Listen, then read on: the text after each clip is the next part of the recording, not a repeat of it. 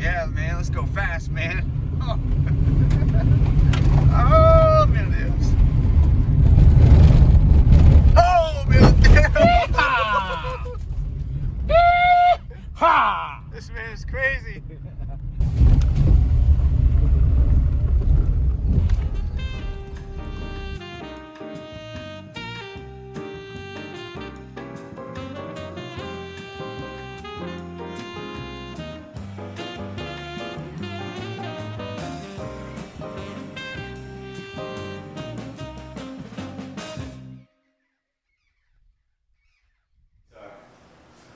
Hi guys, my name is Tiago, the CEO of Barinas Farm. This is traditional food of the state of Minas Gerais. E linguiça, bread, cheese, and meat, sausage. Isso também, preparando, chama melaço, sugar brown. Melaço delicious. Is it a drink? You drink The drink, yes, the sugar brown. Because my coffee have a sugar brown. You taste my coffee, you know that sugar brown is a good, delicious, very delicious. Por favor. Eu gosto muito I do like queijo. the cheese bread Queijo and with sugar cheese and molasses. And this is for me melaço. Eu vou tentar. Lídia. Good afternoon, Lydia. What are you making today? I am making a little coffee today. This is a very fruity coffee developed here in Barinas. I am brewing this in a hairdo V60. This coffee is marked by a flavor of the red fruits. It's a very enjoyable coffee. You'll see here in a minute. Thanks. Adora e vem muito aqui na fazenda mostrar isso. Bom, é bom. This is good. Bom demais. Too good to be true.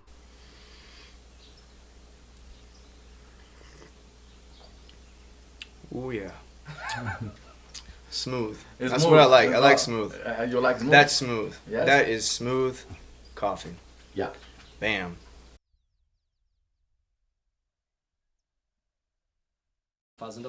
This farm, Fazenda Barinas, began in 2012.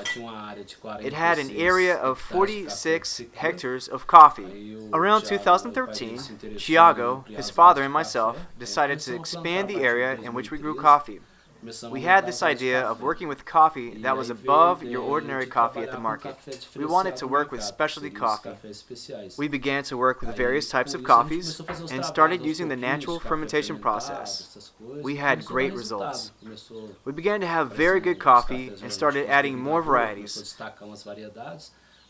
So after 2015, we began to invest in even more varieties of coffee. We worked on the productivity and quality and separated the beans by size. We reached the point in which 80% of our coffee harvest was specialty grade. The Fazenda Barinas has done very well in the international markets with our coffees that have strong notes of fruit.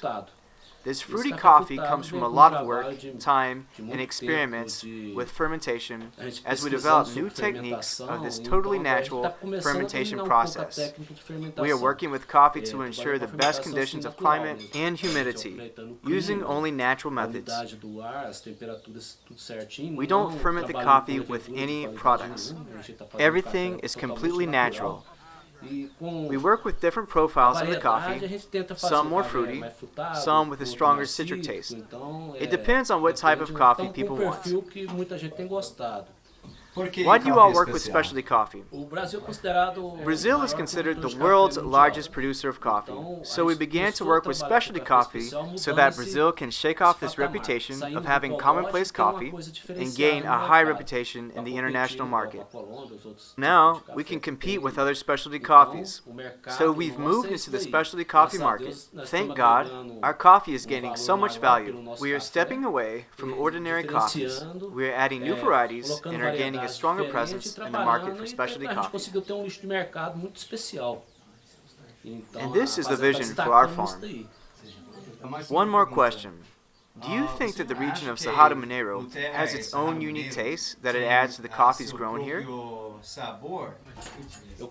I would classify it like this. Coffee from Cerrado Mineiro is very good coffee, but each farm has its own flavors. Our farm is in a very good location. It's in the highlands and at a great elevation, and we are growing some of the best varieties of coffee for this location. I think this is what made such a great difference for us. But each region has specific varieties that grow well there. You just have to work hard and focus on quality. Another thing that has made a big difference in our coffee is not just the fermentation, but also the dedication and commitment to our colleagues and fellow workers. So we've done very well processing the coffee, and today we do not even use machines to dry the coffee. We do everything naturally, but we do a very good job of this. Thank you so much. Obrigado.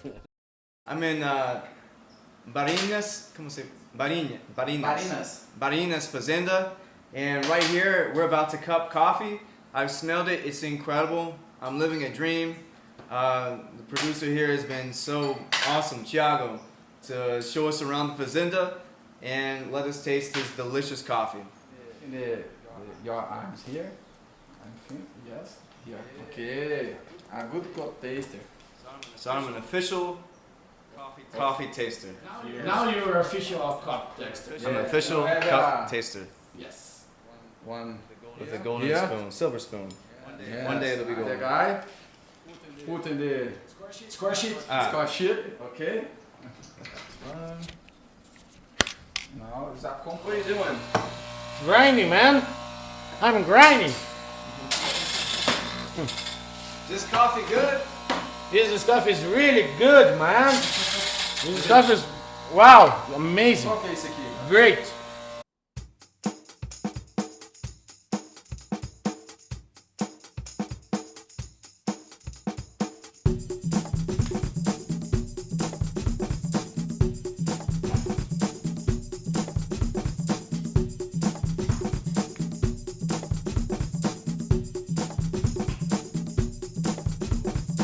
No. You're picking up our slang, aren't you, gringo?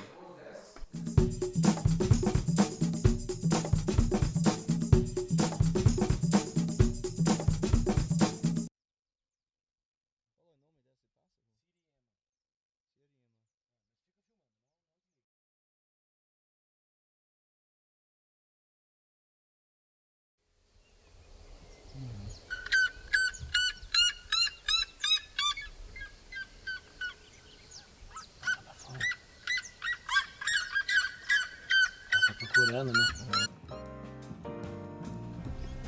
A chuva no Cerrado Mineiro. The rains here in Cerrado Mineiro are extremely defined. It rains from January until May, até maio. then it stops and starts again from September to December. Então as chuvas são So from January to May, we have no rain. So here's what happens during the period that we harvest the coffee. We don't have any rain at all. So for us, this is very good because it makes it easy after harvest to dry our coffee and to process it when you don't have any rain to deal with. So the climate is drier and less humid, and often we do not even need to use raised beds on the patio like they do in Africa. Because of this advantage, here in Cerrado Mineiro, we often dry our coffee on the patio, or cement floor, or asphalt. It was very dry, a fire started, and moved to our coffee lot over here. All these brown plants were on fire? Yes, all of these brown plants that you see were all on fire. We use water to put it out. Hey Josh, what are you thinking about Barinas? Man, this place is beautiful. If you actually look back here, this incredible scene, it looks like this picture here that we have on one of our bags. The man and the woman enjoying this delicious cup of coffee with this incredible scenery behind. And that's exactly what you have here. The mountains, you've even got the fog, the coffee, Josh prepared the fields here beautiful. in front of the mountain, from the coffees, the three coffees. Yeah. Okay? We have everything we need except for the woman and the hat. Josh now a good barista, a champions barista. Yes. Prepare the coffees in the farm. I will do this. So, I am from the 7th generation that has worked in this region. I continue the work of my ancestors, my great-great-great-grandparents. We are nearby the city of Araxá. The city of Araxá is called this because of the Araxá Native Americans that lived here. So the Araxá had a large tribe a ways from here.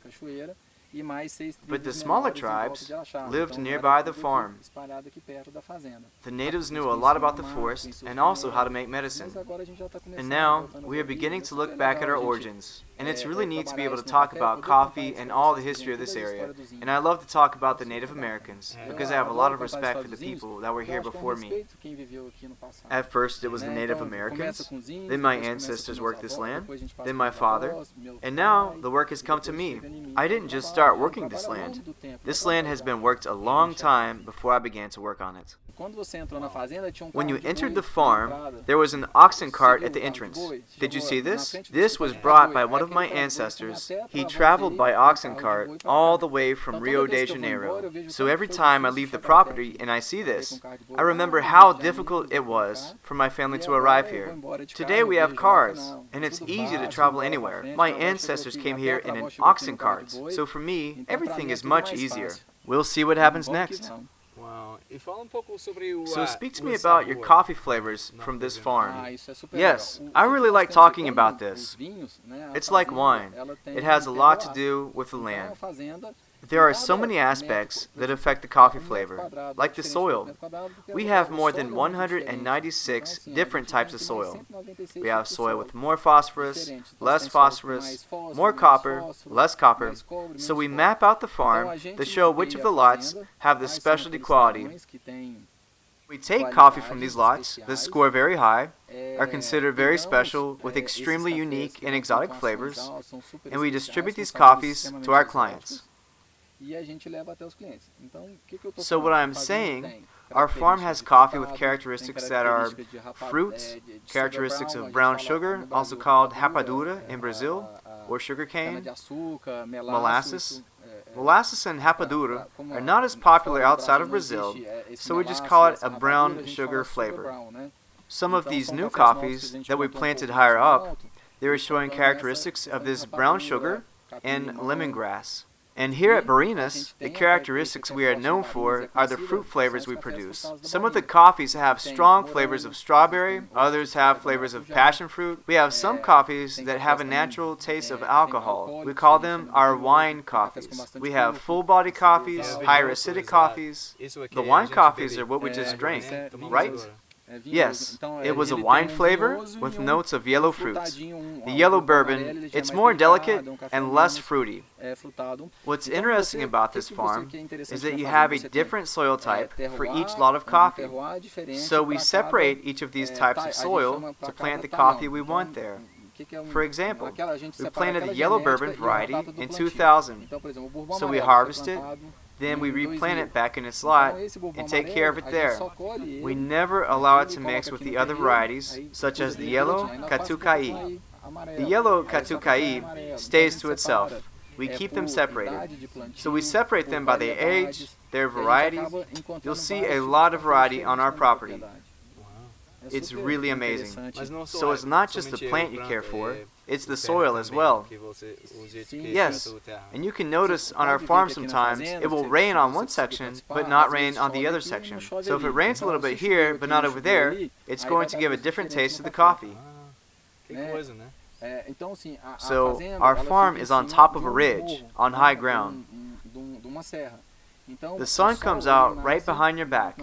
Then it sets over there. So behind me, the land doesn't receive any sunlight during the evening. It only receives the morning sun. But the coffee that grows on the other side receives sunlight all day long.